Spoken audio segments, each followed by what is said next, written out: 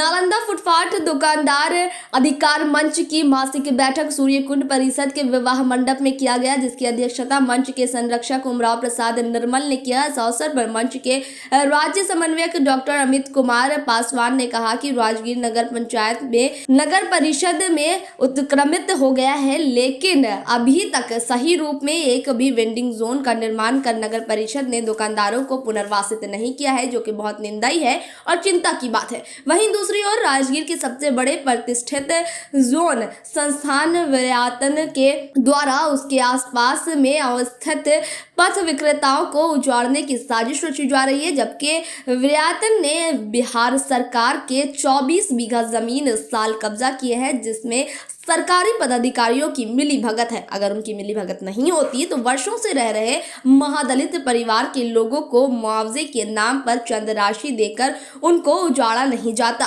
विरायतन के कई ऐसे मामले सामने आए हैं जिसमें कि विरायतन सेवा कम और व्यापार ज्यादा करने में लगा है। इसी को लेकर हमारा संगठन ने माननीय प्रधानमंत्री, मुख्यमंत्री, नगर विकास मंत्री व अन्य को पत्र लिखा है। उन्होंने आगे कहा कि जिस जमीन पर विरायतन ने हॉस्पिटल बनाकर व्यापार कर रहे हैं, वे जमीन नगर निवेशन पदाधिकारी की अर्जित भूमि है, जिसको तोड़ने के लिए 2013 में निवर्तमान कार्यपालक पदाधिकारी ने नोटिस भी जारी किया था, लेकिन संस्थान बड़े होने के कारण पहुंच बड़ी है, इसलिए उन्होंने इस फाइल को दोबारा रखा और आज तक अंचलाधिकारी, कार्यपालक पदाधिकारी, यहाँ तक के जिला पदाधिकारी ने इस पर संज्ञान तक नहीं लिया।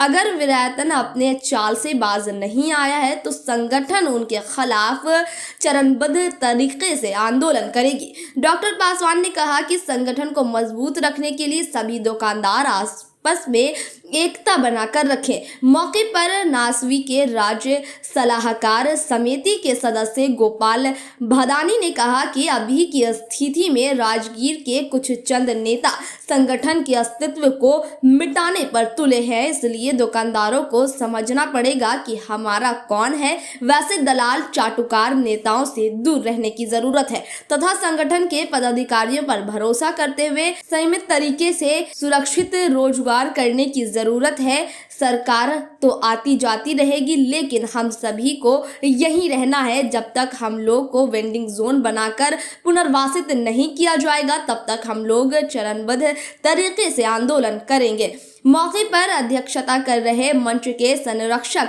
उमराव प्रसाद निर्मल ने कहा कि जिन्हें पथ विक्रेता कानून अधिनियम 2014 का एक कॉलम की जानकारी नहीं है, वैसे चंद नेता दलाल फुटपाथ दुकानदार के नेताओं पर आरोप लगाते हैं कि यहाँ गलत हो रहा है, जबकि राजगीर में बड़े बड़े महारथी लोग जिन्होंने बुद्धिजीवी कहते हैं, वैसे लोग सरकारी भूभाग पर स्थायी अतिक्रमण करके दर्जनों होटल और मकान बनाए हुए हैं। इसकी सत्यता की जांच कराने की जरूरत है, जिससे कि आने वाले समय में वेंडिंग जोन बनाने के लिए नगर परिषद को जमीन भी उपलब्ध हो जाएगी। उन्होंने आगे कहा कि जब तक वेंडिंग जोन का निर्माण नहीं किया जाता है, तब तक फुटपाथ दुकानदारों को वेंडिंग जोन सौंपा नहीं जाता है, तब तक पथ विक्रेता अपने अपने जगह पर अड़ेगा। जी हाँ, उन्होंने कहा कि जब तक वेंडिंग जोन नहीं मिल जाता है, तब तक पथ विक्रेता अपने अपनी जगह पर अडिग रहेंगे। इस अवसर पर